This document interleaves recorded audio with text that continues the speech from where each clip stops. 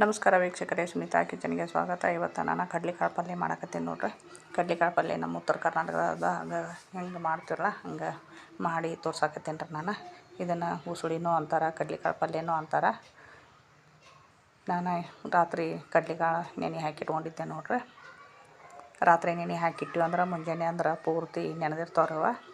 ನಾ ಪಲ್ಯಕ್ಕೆ ಎಷ್ಟು ಬೇಕಲ್ಲ ಅಷ್ಟು ನೋಡಿಕೊಂಡು 1-2 ಸರಿ ತೊಳೆದು ನೆನೆ ಹಾಕಿ ಇಟ್ಟಿದ್ದೆ. ಈಗ ಕುಕ್ಕರ್ಗೆ ಹಾಕಿ 1-2 ಸೀಟಿ ತೊಗೋಬೇಕ್ರಿ. ಇವನ್ನ 2-3 ಸೀಟಿ ತೊಗೊಂಡಿವಪ್ಪ ಅಂದ್ರೆ ಪೂರ್ತಿ ಹಣ್ಣಾಗೆ ಕುದ್ದು ಚಲೋ ಬರ್ತಾವೆ. ಹಾಗೆ ಈಗ ನಾವು ಹಂಗೆ ಕುಕ್ಕರ್ಗೆ ಹಾಕಿದ್ಲ ಕುದ್ಸಕ್ಕೆ ಹೋದ್ರೆ ಅಷ್ಟೊಂದು ಸರಿಯಾಗಿ ಕುದಿಯಂಗಿಲ್ಲ ರೀ. ಹಿಂಗಾಗಿ ನಾವು ಕುಕ್ಕರ್ಗೆ ಹಾಕಿ ಕುದಿಸ್ಬೇಕು ಇದನ್ನು. ಈಗ ಮೇಲಿನೂ ಅಷ್ಟೇ ಕಡ್ಲೆ ಹಾಕ್ಯಂಡ್ರೆ ತೆಳಗೆ ಒಂದೊಂದು ಸಣ್ಣ ಹಳ್ಳದು ಇರ್ತೈತ್ರಲ್ಲ, ಹಿಂಗೆ ಸ್ವಲ್ಪ ನೀರಾಗ ಜಲಿಸಿ ಹಿಂಗೆ ಹಾಕಿದ್ವಿ ಅಂದ್ರೆ ಹಳ್ಳಿದ್ದು ಅಂದ್ರೆ ಪೂರ್ತಿ ಬುಡಕ್ಕೆ ಹೊಡಿತಾವ್ರವ. ಈಗ ಸ್ವಲ್ಪ ಅರಿಶಿನ ಉಪ್ಪು ಹಾಕಕತ್ತೀನಿ ನೋಡ್ರಿ. ಅರಿಶಿನ ಉಪ್ಪು ಹಾಕಿ ಒಂದು 3-4 ಸೀಟಿ ತೊಗೊಳೋಣ್ರಿ. ನಾವು 3-4 ಸೀಟಿ ಒಳಗೆ ಪೂರ್ತಿ ಕುದ್ದು ಹಣ್ಣಾಗೆ ಬರ್ತಾವ್ರವ. ಈ ಉಪ್ಪು ಅರಿಶಿನ ಸ್ವಲ್ಪ ಮಿಕ್ಸ್ ಮಾಡಿ ಈ ಕುಕ್ಕರ್ ಮುಚ್ಚೋಣ್ರಿ. ಕುಕ್ಕರ್ ಮುಚ್ಚಿ ಒಂದು 3-4 ಸೀಟಿ ತೊಗೊಳೋಣ್ರಿ. ಈಗ 3-4 ಸೀಟಿ ತೊಗೊಂಡು ಕುಕ್ಕರ್ ಆರಿದ್ಮೇಲೆ ನಾನು ಎಲ್ಲ ಈಗ ಕುದ್ದಾವ ನೋಡ್ರಿ. ಸ್ವಲ್ಪ ಕೈ ಆಡಿಸಿ ನೋಡೋಣ್ರಿ. ಈಗ ನೋಡ್ರಿ ಎಷ್ಟು ಹಣ್ಣಾಗೆ ಕುದ್ದು ಅಂದ್ರೆ ಸಾಕ್ರಿ ನಮಗೆ. ಪಲ್ಯ ಭಾಳ ಟೇಸ್ಟ್ ಹತ್ತೈತ್ರಿ ಇದು. ಈಗ ಒಗ್ಗರಣೆಗೆ ಸ್ವಲ್ಪ ಎಣ್ಣೆ ಜಾಸ್ತಿನ ಹಾಕ್ಬೇಕ್ರಿ. ಅದಕ್ಕೆ ಪಲ್ಯ ಒಣದ ಆದ್ರೆ ಪಲ್ಯ ಅಷ್ಟೊಂದು ಟೇಸ್ಟ್ ಹತ್ತಂಗಿಲ್ಲ ರೀ. ಸ್ವಲ್ಪ ಎಣ್ಣೆ ನೋಡಿಕೊಂಡು ಜಾಸ್ತಿ ಹಾಕ್ರಿ.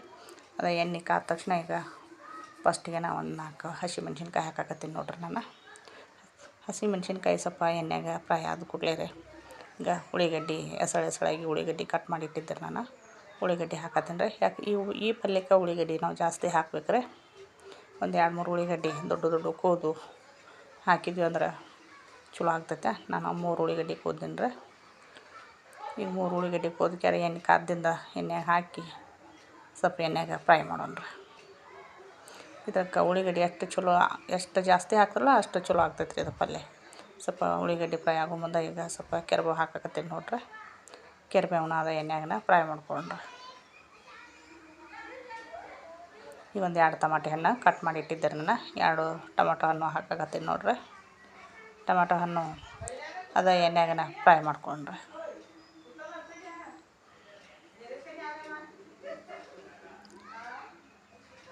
ಉಳ್ಳಾಗಡ್ಡಿ ಅಷ್ಟೊಂದು ಪೂರ್ತಿ ಫ್ರೈ ಆಗ್ಬೇಕಂತ ಏನಿಲ್ಲ ರೀ. ಇದ್ರಾಗ ಸ್ವಲ್ಪ ಹಸಿನ ಆಗಿದ್ರನ ಈ ಪಲ್ಯದಾಗ ಟೇಸ್ಟ್ ಅದ. ಈಗ ಉಳ್ಳಾಗಡ್ಡಿ ಟಮಾಟೆ ಹಣ್ಣು ಸ್ವಲ್ಪ ಮೆತ್ತಗಾಗ್ಯಾವ್ರಲ್ಲ, ಇಷ್ಟು ಮೆತ್ತಗಾದ್ರೆ ಸಾಕ್ರಿ.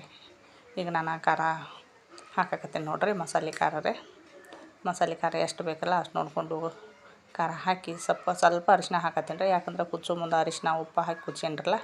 ಈಗ ನಾನು ಸ್ವಲ್ಪ ಉಪ್ಪು ಹಾಕಕತ್ತಿಲ್ಲ. ಉಪ್ಪನ್ನ ಎಲ್ಲ ಪಲ್ಯಕ್ಕೆ ಆಗುವಷ್ಟು ಉಪ್ಪು ಹಾಕಿಬಿಟ್ಟೇನಿ ರೀ ನಾನು. ಸ್ವಲ್ಪ ಈಗ ಅರಿಶಿನ ಅಷ್ಟೇ ಹಾಕೀನಿ ರೀ. ಅರಿಶಿನ ಖಾರ ಈಗ ಅರಿಶಿನ ಖಾರನೂ ಅದ್ರಾಗ ಎಣ್ಣೆಯಾಗನ ಮಿಕ್ಸ್ ಮಾಡೋಣ್ರಿ.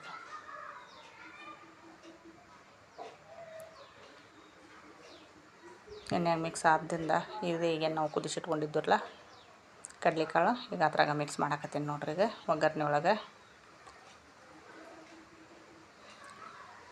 ಉಪ್ಪು ಖಾರ ಎಣ್ಣೆ ಪೂರ್ತಿ ಎಲ್ಲ ಕಚ್ಚಿ ಹತ್ಕೊಳ್ಳುವಂಗ್ರಿ. ಒಂದು 2-3 ಸೆಕೆಂಡು ನಾವು ಮಿಕ್ಸ್ ಮಾಡೋಣ್ರಿ.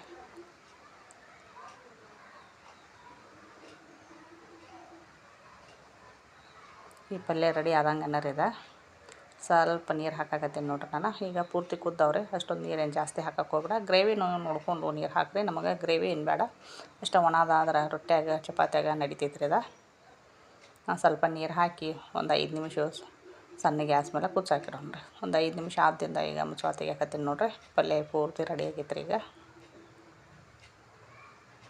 ಪಲ್ಯ ರೆಡಿ ಆಗೈತ್ರಲ್ಲ, ಇನ್ನೊಮ್ಮೆ ಸರಿಯಾಗಿ ಮಿಕ್ಸ್ ಮಾಡಕತ್ತೀನಿ ನೋಡ್ರಿ. ಹಿಂಗೆ ನನ್ನ ಮಕ್ಕಳಿಗೆ ಹಿಂಗೆ ಎಣ್ಣೆ ಇದ್ರನ ಪಲ್ಯ ತಿಂತಾರೆ ರೀ. ಇಲ್ಲ ಒಣದಾಗಿತ್ತಪ್ಪ ಅಂದ್ರೆ ಅಷ್ಟು ಪಲ್ಯ ತಿನ್ನಂಗಿಲ್ಲ. ಸ್ವಲ್ಪ ನಾನು ಹೇಳಿದ್ನಿಲ್ಲ ರೀ, ಎಣ್ಣೆ ಸ್ವಲ್ಪ ಜಾಸ್ತಿ ಹಾಕ್ಬೇಕಂತೇಳಿ ಎಣ್ಣೆ ಜಾಸ್ತಿನ ಹಾಕಿದ್ದೀನಿ ರೀ ನಾನು. ಈಗ ಲಾಸ್ಟಿಗೆ ಸ್ವಲ್ಪ ಕೊತ್ತಂಬರಿ ಹಾಕಕತ್ತೀನಿ ನೋಡ್ರಿ. ಕೊತ್ತಂಬರಿ ಹಾಕಿ ಮಿಕ್ಸ್ ಮಾಡಿದ್ವಿಪ್ಪ ಅಂದ್ರೆ ಕಡ್ಲೆಕಾಳು ಉಸುಳಿ ರೆಡಿ ಆಯ್ತು ನೋಡ್ರಿ. ಇದು ರೊಟ್ಟಿ ಹಿಂಬಲ್ಲಿ ಚಪಾತಿ ಹಿಂಬಲ್ಲಿ ಎಲ್ಲದ್ರ ಹಿಂಬಲ್ಲಿನೂ ಬರ್ತೈತ್ರಿ. ಇದು ಸೈಡ್ ಅನ್ನೋ ಜೊತೆನೂ ನೀವು ಒಮ್ಮೆ ಟ್ರೈ ಮಾಡಿರಿ. ಹೆಂಗೆ ಆಕತಿ ಅಂತೇಳಿ ಕಮೆಂಟ್ ಮಾಡಿ ತಿಳಿಸ್ರಿ. ನಮಸ್ಕಾರ ವೀಕ್ಷಕರೇ.